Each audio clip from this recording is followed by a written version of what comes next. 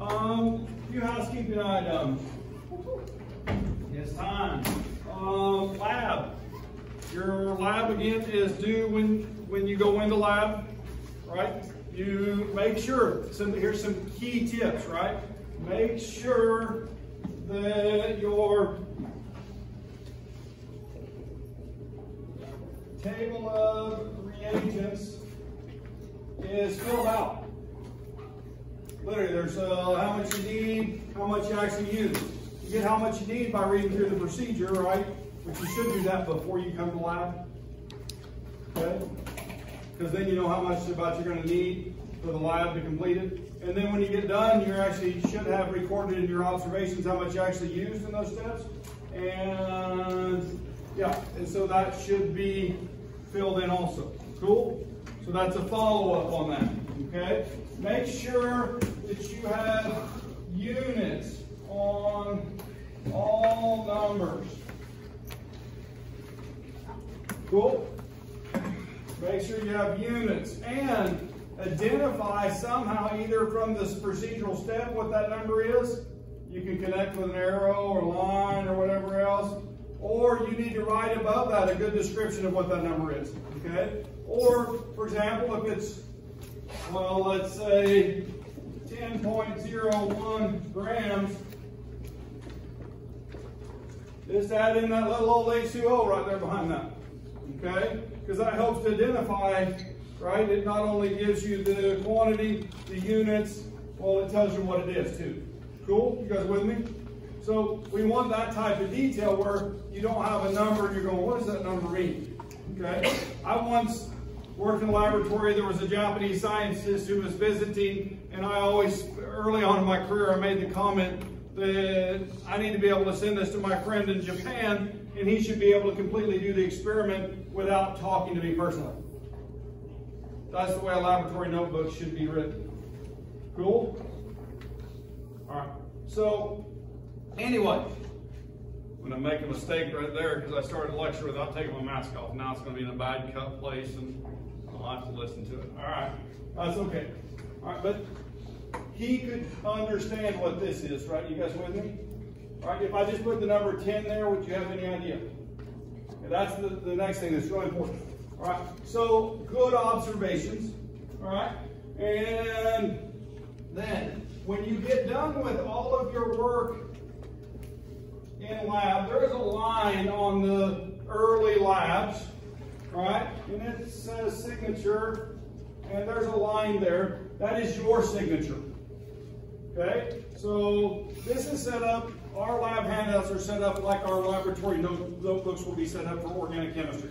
So when you take organic chemistry, actually every class beyond organic chemistry, we keep laboratory notebooks by hand. And the format we want is identical to your handouts. So your handouts are written in our laboratory notebook format. You guys understand that? So that you're beginning with just filling in one that's ready to go, but in organic, you'll actually have to take your labs out of a book and put them onto the laboratory notebook page, and you'll be writing your own introduction. You'll be writing your own table of reagents. You'll be showing your own chemistry and those types of things, which we show to you. Cool? Yeah. So we're preparing you for that. And one of the things is that you sign. Okay? And so you sign your name, and then you would date that. Today is the 8th month, the 30th day, right? So it should be the day that you did lab because that's when you finished the laboratory portion of the work. Okay, that's the date that should be on there. Cool? Right? We actually grade for those. I mean, I've got a line name, date, signature. So if you don't put your name on there, you lose point, your signature, or the date, then we take off point. Cool? All right, so the last thing, there are questions. Okay?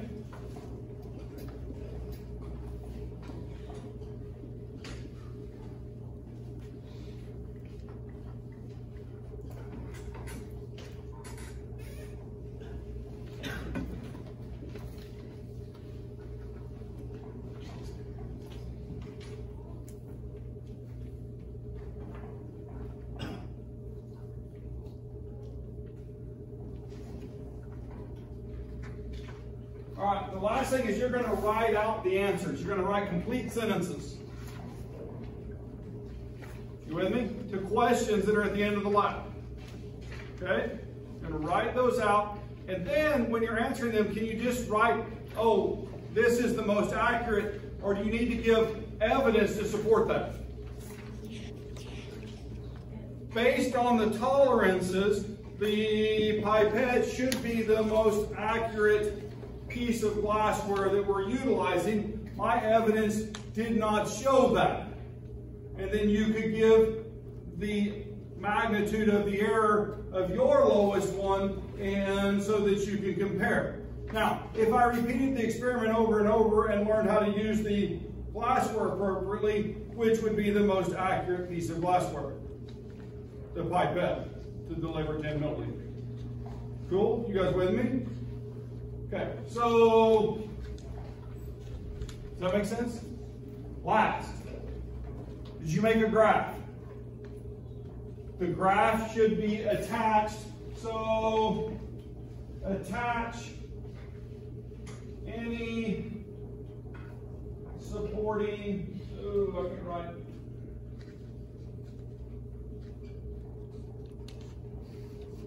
So attach any supporting evidence that was made for the lab.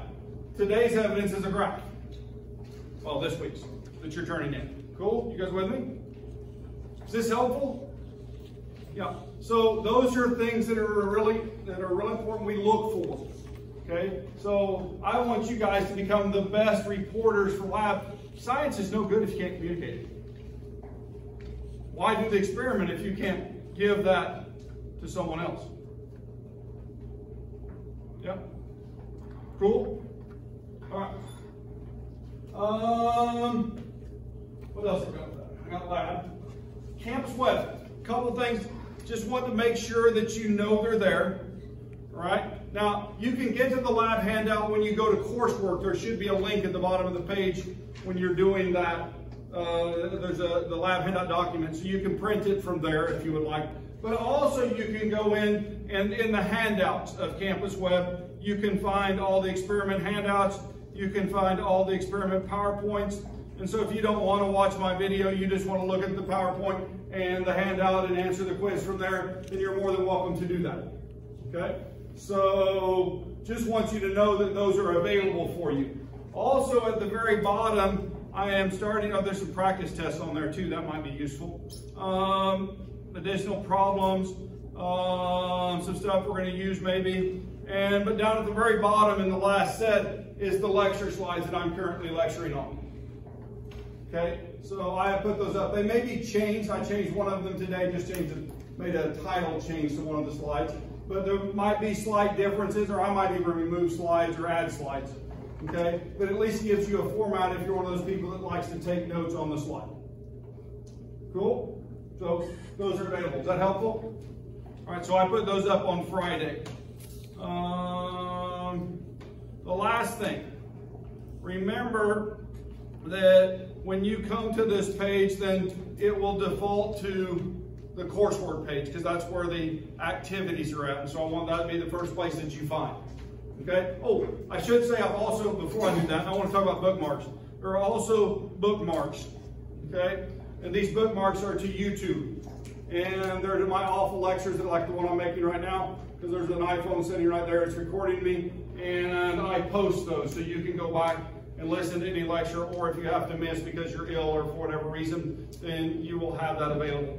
And then the secret is, if you don't know this, that when you watch those, you don't have to tolerate the whole thing. You can actually put it on 1.5 or 2 times speed, and I'll talk like a mouse, and you can get through it in half time. Cool?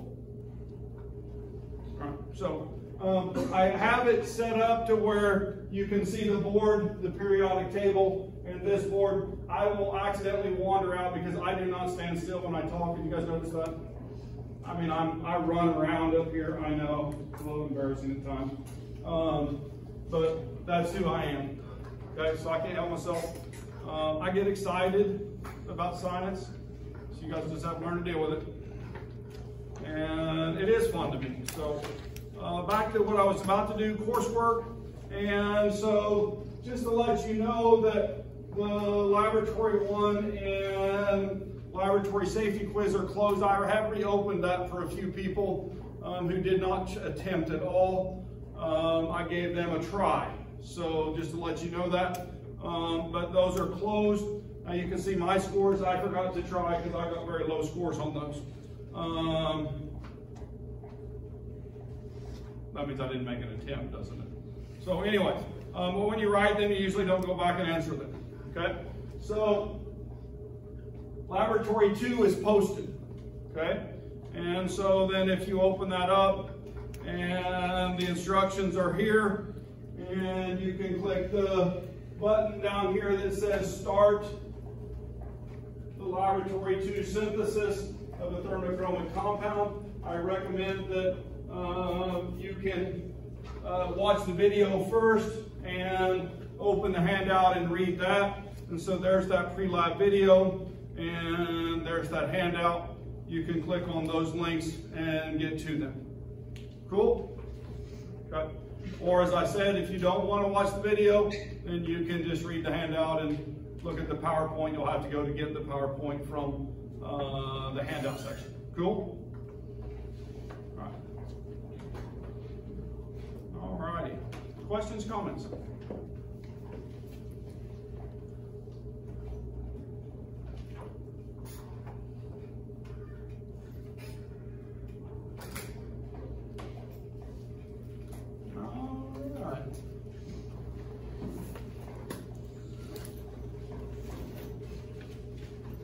We already did this slide, but just a little review. If I'm looking up here, based on the cartoon representation that's on the board, but I consider that as a compound or an element. The orange one. Element. And what about this one? Compound. And this is a mixture of, and this one is a mixture of elements and compounds. And the bottom one is a mixture of compounds. So you guys are starting to get language right there, right? So when I'm talking about a compound, I'm talking about something that has two or more elements in it, right? Yeah? All right, so just so you have that relationship, and I think we did this, but I mean, we could try one more time. What's that? It's elements, mixture of elements. What about this one? Elements, oh yeah, and then yeah, we just did that, didn't we, on the previous slide. So there's the answer. And so a mixture can have compounds or elements. That's what we just said, isn't it? Okay. A mixture can have compounds or elements. Now, heterogeneous and homogeneous, if I'm looking at a solution and it's homogeneous, it means it's uniform throughout. If it's heterogeneous, that means it's non-uniform throughout. Right? And so we gave a couple of examples of that, and there's some nice ones on the board. Heterogeneous oil and water, chicken noodle soup, that's what I had for lunch. So chicken vegetable noodle soup. So I had chunks of vegetables, noodles, and most of the broth had moved into the noodles, so they didn't put much in there. It was homemade. Okay, so I made it over the weekend. And made way too much, and so it'll be lunch for like today and tomorrow. Brass and vodka. Didn't know we could have that at SIVO. Brass. Okay, and then hydrogen and sodium. So hydrogen and sodium is an element. Water and table salt is pure substances, and then our different types of mixtures. Okay. Now this is actually a concept map. You guys know what concept maps are? This is a study idea for you. Use it, take it, leave it or not.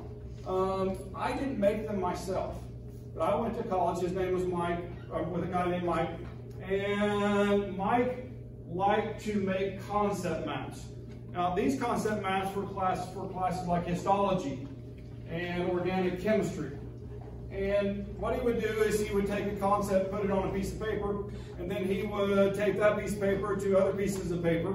And then he would take and connect all of those concepts with hierarchy and how they were related. And you could take your finger and go from one idea to another, and then you could see how that idea then connected back or to something else near it or whatever that was. And I have to say that I would borrow them. He actually left them in our study room, and with his permission, then I could unroll that and look at those. And I would, when I was studying the classes, and we took almost every class together, okay? He was pre-med, he's actually a physician now, anesthesiologist. But when we were studying, then those maps were wonderful to connect everything. Okay, does that make sense? So the bigger picture, the hierarchy things, okay? And so anyway, this is connecting matter, and so it's taking the matter and dividing it down into our pure substances and mixture. Now, our pure substances can be divided further into elements and compounds, right?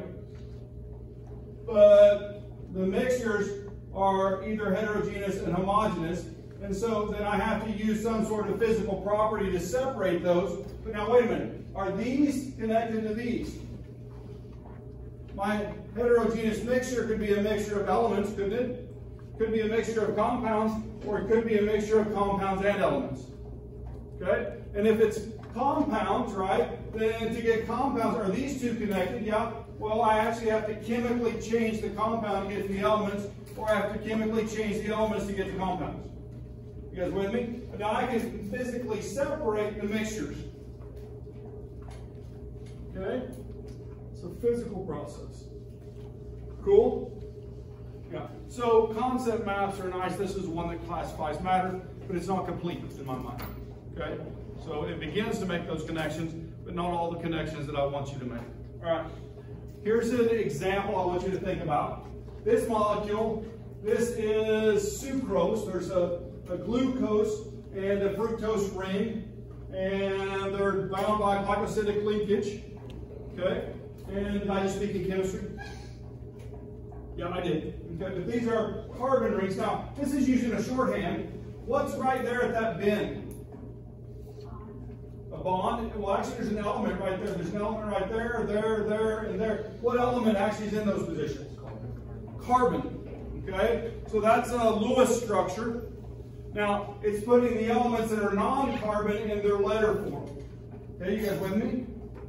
But the carbons are where there's a bend. Does that make you to be able to draw something faster? Yeah, and so it's something that's known. And then, if I'm looking at a carbon and it's not got enough bonds, then the other thing that's attached is a hydrogen, and it's not even shown. Okay? Because how many bonds does carbon like to make? Carbon makes 4 bonds. Okay, we'll learn that, I promise. We'll learn why that is too. But if I'm looking here, this carbon has 1, 2, 3 things shown bonded, right? What's the 4th thing? A hydrogen. Okay? Now, wait a minute. Is this part of chemistry? Oh, absolutely, because we use Lewis structures so much. Our last organic chemist, he said if you can teach general chemistry students any one thing that's more important than anything else is structure.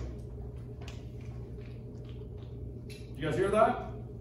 Structure. Now, it's more than that, because you have to have structure with knowing the electronegativity of elements and how to determine that.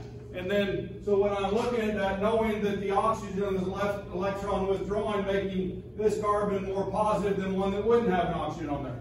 And and that this is a chiral center, and that the orientation or direction of that makes a difference. In fact, if I just take this linkage and flip it over, I go from being a sugar, right? Go from being a sugar to being fiber. Okay? One direction in a bond. Right? Well, that's big because I can't digest that. You guys with me? So these things are really important. Now, this question is actually asking a simpler question. It says the percentage of carbon in a small box, now note that's a small, right, box of the pure substance, sucrose, is 42.1%. Okay? That's pretty straightforward. So that means that 42% of this is carbon. And you guys good? All right. So is sucrose an element or a compound? It's a compound because what elements are present? Carbon, hydrogen, and oxygen, right? So we've got carbon, hydrogen, and oxygen all together making up these 2 rings, and so that means that sucrose is a compound. what is the percentage of carbon if we had a large box? That number's going to go up, right?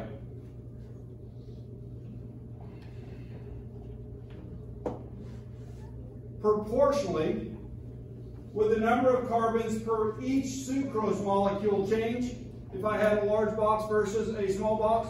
And the answer is no. Okay? So, well, in fact, we'll learn to calculate those percentages pretty shortly here. Okay, so we'll learn how that goes. So anyway, we should be able to answer both of these. Sucrose is a compound, and the large box is still going to be 42% carbon. Cool? Yep. All right. How about this? This is true or false. So on your paper, commit right now. I'll read it out loud and I'll just let you answer. Every compound is a pure substance. Every compound is a pure substance. True or false? Every compound contains two or more elements. Every compound contains two or more elements. Every mixture contains two or more compounds. Every mixture contains two or more compounds. D, every pure substance is a compound. Every pure substance is a compound. And E, all mixtures are homogeneous. All mixtures are homogeneous. You want to just do them out loud? A, true. B, true. C, false. D, false. E, false. Okay? I agree with those answers. Well, I just gave those as my answers, didn't I? So, true, true, false, false, false. Conceptually, are you getting it? Hope so. Good. All right. So, just a quick review. Remember, matter. All right, what's the matter? Matter occupies space and has mass. Okay? Any element in the simplest form of matter that has distinct physical and chemical properties. How many elements are there? About 100, right? So we go up to 118, but in reality, I mean, we don't really use that row for much. Okay? So these are the elements we use, and in fact, boy, the focus is really right over here. There's more compounds known for organic, right, in the millions, right? And a lot less for the remaining part of the periodic table. Those organics are huge in number, especially because of the way carbon bonds, okay? Just to let you know that. Elements can be combined to make compounds, and elements and compounds can be pure substances. So that's the review for section 1 for that page. The second page says all pure substances have definite compositions by mass, right? We can also do percentages of those. So if we change mass, then we can know that if we have 1 gram of sucrose, 42% of that gram, or 0.42 grams, would be carbon. You guys with me? And if I had 100 grams, how many grams would be carbon? 42. Yeah, 42 grams, because I have 100 times more than the first time, right? So for 1 gram, so what I'm saying, guys, is that if I have 1 gram that is 42% C, right, then that would equal 0.42 grams of C for that relationship. If I do that math, 0.42 times 1 gram. You guys with me? If I have 100 grams times 0.42, oops, 1, that's not a 1, that's 2, that's 1. 42, the fraction, right? Then that's 42 grams of carbon. So proportionally, it's the same amount. It's 42% in both, right? Are pies important to understand in chemistry? What do you mean pies?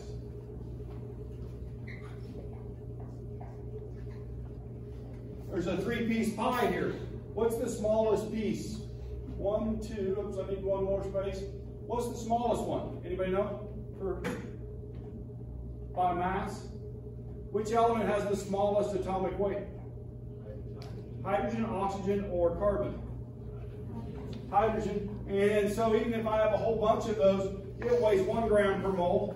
So for each mole of those present, we would get 1 gram from that. For each mole of oxygen that might be present, we would get 16 grams. For each carbon mole that's present, we would get 12 grams, right? For 1 mole. Oh gosh, am I doing math right now and not even telling you guys? I am. Okay? It's okay. We'll get there. All right, so there's carbon, hydrogen, and oxygen, and this carbon piece of the pie, right, is 42% of the pie.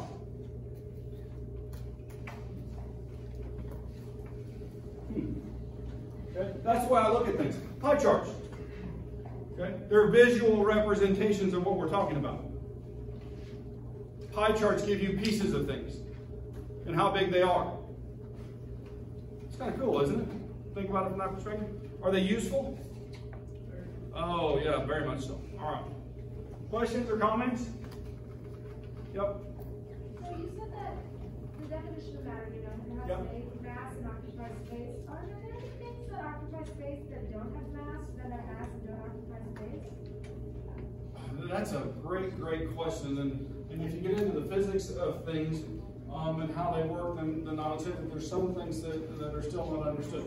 But when we talk about mass and matter, then I'm going to say for chemistry, no. Okay, so that's I know a bailout. Okay, but we might be able to go places where we could find things that would be something without that. And I think there's things that are real that are, I think the Holy Spirit, for example, and that's something I don't know what it is or how to explain it, but I'm not sure it has mass, okay, or occupies space in the way that we understand space. Okay, but does it live in the fabric of space or the space-time that we understand? And I believe that that's true, and so that if you did that, then you maybe even live outside of time. So, but in a relationship that we don't fully understand yet. How's that for an answer? I was trying. All right, section 2, we're going to look at properties of matter. Okay, so in chemistry we study it. I mean, we literally look at things in properties, and from something as simple as density to the way things react. We look at subatomic particles to understand how they go together. And so those properties, well, they're what give me a job as a chemist. Okay? Because if those properties or characteristics weren't consistent with each material, then I wouldn't be able to look at them. If it changed all the time, then I wouldn't be able to have the same type of understanding that I have of them. Okay? Now, I accept that matter is real. Right? In fact, any premise for any scientist, do you know there's a faith statement in science? Did you guys know that? Scientists will argue there's not, but it's not true. Philosophically, there is a faith statement in science, and it's that the world is real and measurable.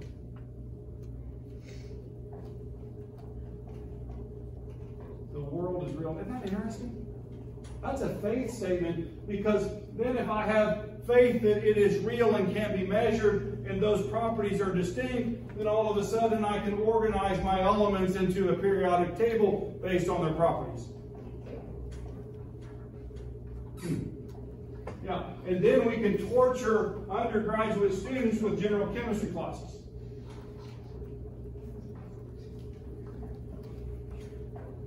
All right, is that a good statement? Can I make that? That's kind of fun, right? I'm really not here to do that. So I really just want you to learn more. So physical properties are things like color, melting point, conductivity, the chemical composition. And so all of those things give us the chemical's properties. Okay? They give us, I mean, what's a chemical, all right, that's white, readily dissolves in water, works as an electrolyte, melts about 700 degrees. It's dull, but can have surfaces with a little bit of a gleam. You guys got there yet? Salt. Which salt? Sodium chloride. I'm describing table salt to the best of my ability. Right? So, are there salts that don't readily dissolve in water? Say yes. Yes, Dr. Harrison. There's many examples of salts that don't dissolve in water. In fact, we'll learn solubility rules later on this semester. I have no idea what chapter it is, but I was about to say chapter 5, but I'm using a different textbook. I have no idea what chapter that is. Cool?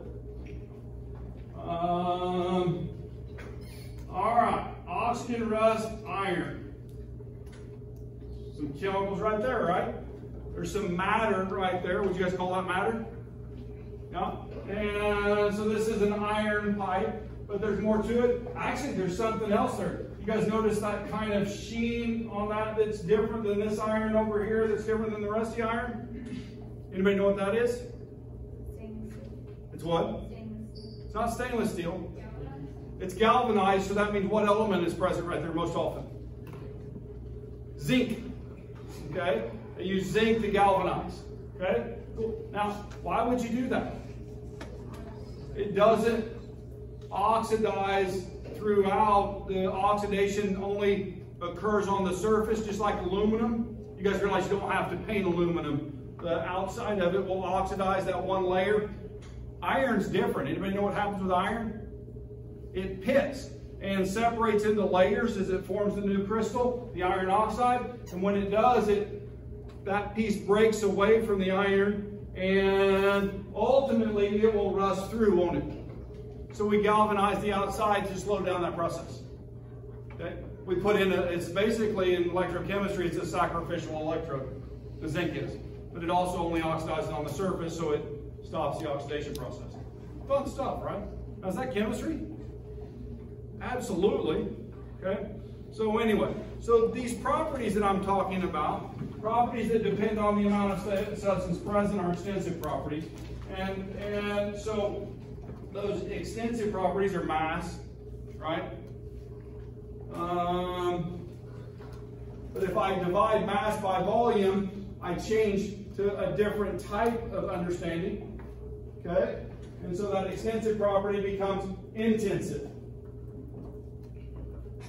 Because all of a sudden, density is characteristic of the material, not the amount that's there. It's the mass-volume relationship, isn't it?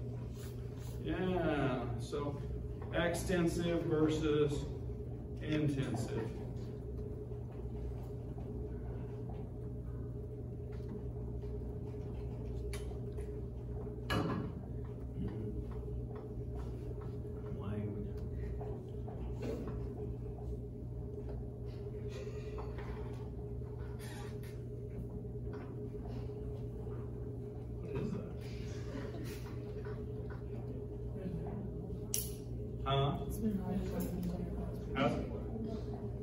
I'm living up there. I've seen the cartoon trolls. Iron and sugar. All right. If I have two samples, I've got them in a bag. Just picture them. They're sitting right here. Okay, I got two samples. They're sitting right here, A and B. Okay, A, B. Or is that backwards for you guys? Doesn't matter, does it? A and B. Now, which one of those is iron and which one is powdered sugar? Good answer. Guys, I just want you to know this gentleman may have the same personality I do. Every time I'm at Country Mart or at Harder House and they say, do you want plastic or paper? My response is, yes. Funny. I laugh every time. So you can't tell, can you? How would you be able to tell? I mean, it's sealed. You can't see inside of it. How are you going to figure out which one is iron and which one is sugar? Can you use one of the intrinsic properties?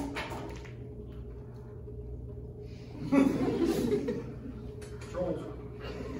Intrinsic properties. Can you use one? Which one would you use? Weight? But could you tell by weight?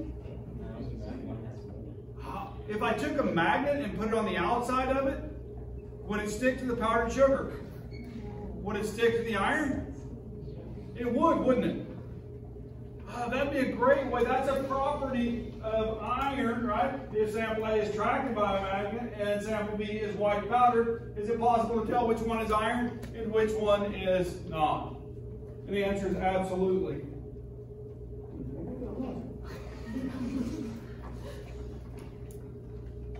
All right. We already said that. So here we go. Properties of compounds and mixtures. All right. So we manipulate the properties of matter to our advantage. Okay. We take these properties. Typically, the compounds and the elements they're composed of have properties. Hydrogen and oxygen are both colorless gases at room temperature. Could you devise an experiment which you could figure out which one is which? Light a match and see if one of them makes the light match flare up because you're providing a purer form of oxygen than air has. That would be possible, yes. And if I actually put the oxygen on the match, it would flare up. But what would happen with the hydrogen? It would detonate, wouldn't it? Okay. Now, in both cases, those are combustion reactions, right?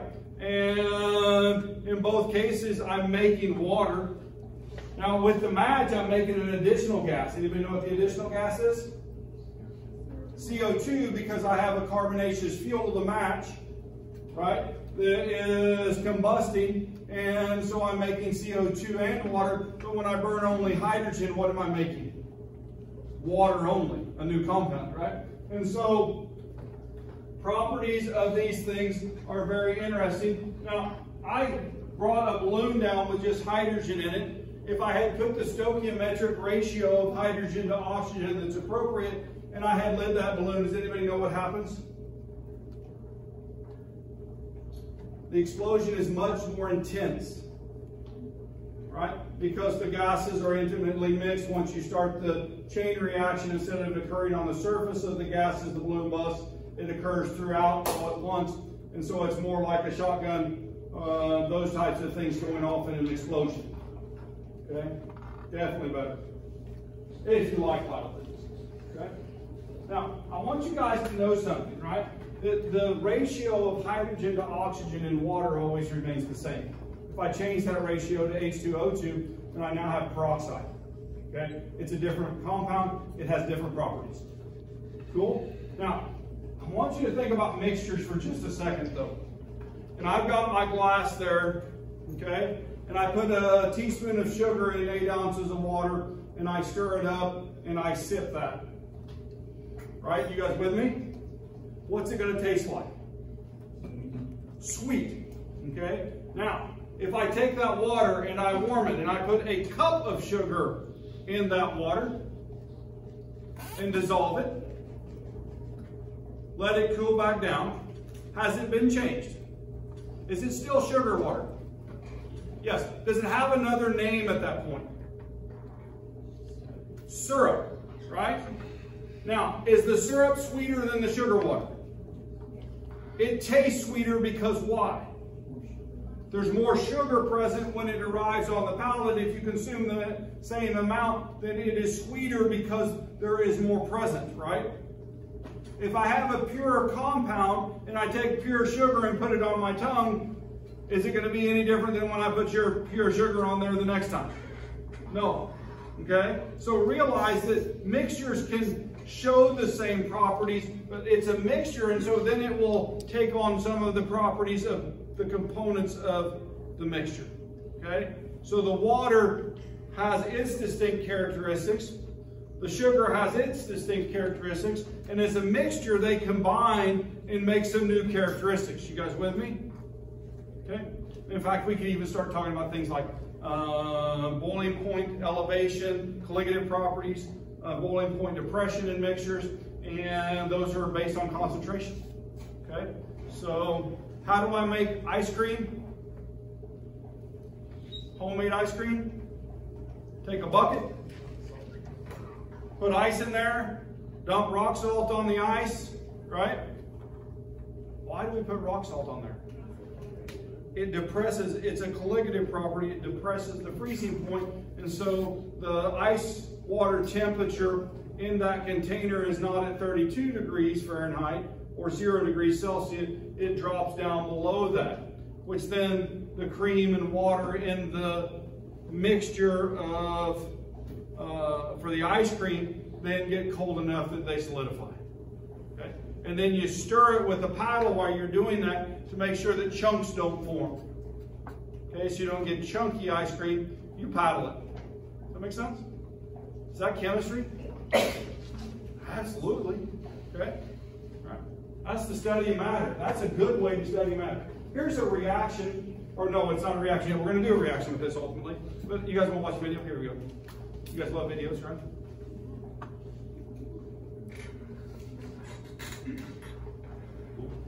No sound. Elemental iron filings appear as a black, shiny solid, and elemental sulfur is a dull yellow powder. When a magnet is placed next to iron in a test tube, the iron is attracted to the magnet. This is a physical property of iron. Sulfur is not attracted to the magnet, so it's not magnetic.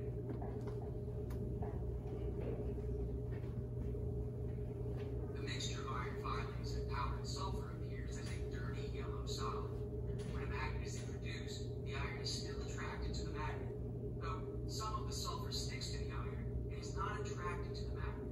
Mixing the two elements does not change the physical properties of each element. Sorry.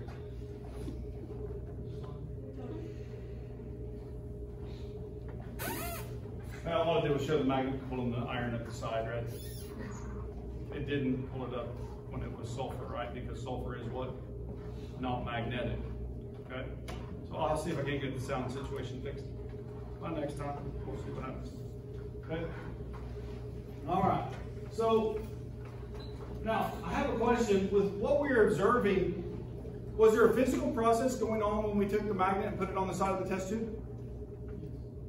Yeah, so there was an attraction, they rearranged it. Now, if I have a mixture of sulfur and iron, can I actually use a magnet to separate those?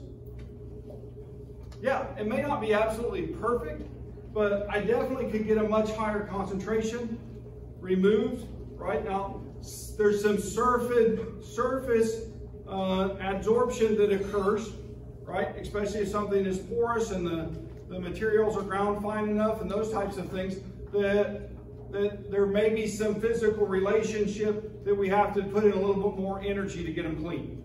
Okay, you guys with me? But anyway, so physical change, no change occurred to either substance even though they were mixed. Right, they remain iron and sulfur, but they can be separated on their, well, with a magnet or their solubilities. Is iron metal very soluble? Does it dissolve in water? No, you wash your dishes every day, right? There are iron utensils that we use regularly. Okay, cast iron skillet, anybody got one of those? I like my cast iron. I don't use it near as often as I do my stainless anymore, but I like it. Okay, so if I dissolve them though, the sulfur is soluble in water. And so I can put that mixture in there, shake it, remove the sulfur by doing that. Now, can I get the sulfur back by a physical process? How do I get the sulfur back after I put it in water? Evaporate the water off, boil the water off, and then my sulfur's left in the bottom of the container, and now I've separated the two. Do we do a lot of those separations in chemistry? Yeah, and a lot of times we don't want to change the composition. And so we try to make sure we do those in such a way that no chemical change occurs. Now, what about melting ice, right? It's solid to start with, it goes to liquid. Is it the same compound? It is, it's water, so that's a physical change, right? What about, how about this one? I've got some dry ice, right? Now, it's gonna sublime and it's gonna make gaseous, right? Gaseous CO2. So it goes from dry ice to CO2. Is that a chemical change? No, because it was dry ice is what? Solid CO2, isn't it? So we just use the name dry ice because it doesn't go to the liquid state at 1 atmosphere pressure. Can you make liquid CO2? Answer, yes. Yes. How do you make liquid CO2? Take CO2, put it in a container, and compress it. Okay? And in fact, what's really interesting is it goes through a supercritical stage first, right? Where it has both fluid properties and gas properties. Anybody know what that's useful for? Liquid CO2? Anytime you drive by and you see environmentally friendly dry cleaners, they're using supercritical CO2 to dry clean your clothes. Cool? Instead of chlorinated solvents, which are carcinogenic, whether you know that or not. In fact, for a long time, coffee was decaffeinated with methylene chloride. So decaffeinated coffee, they used an organic solvent to do that. Oh yes, it's carcinogenic too, okay? Now the amounts left would be very small, but you could actually find that as a chemist, an analytical chemist. So you could look for that. Now, that went away in first world. They used supercritical CO2, which is much friendlier now, right? And wait a minute, what do they do with all that caffeine? No dose, right? So college students can study late at night. That was a joke, don't do that. Bad life choice. Okay, so, physical changes, all right? So, this is the video if we want to do it. You guys want to do it? Is the last one okay? All right, here we go. Don't attempt without appropriate supervision. Safety first.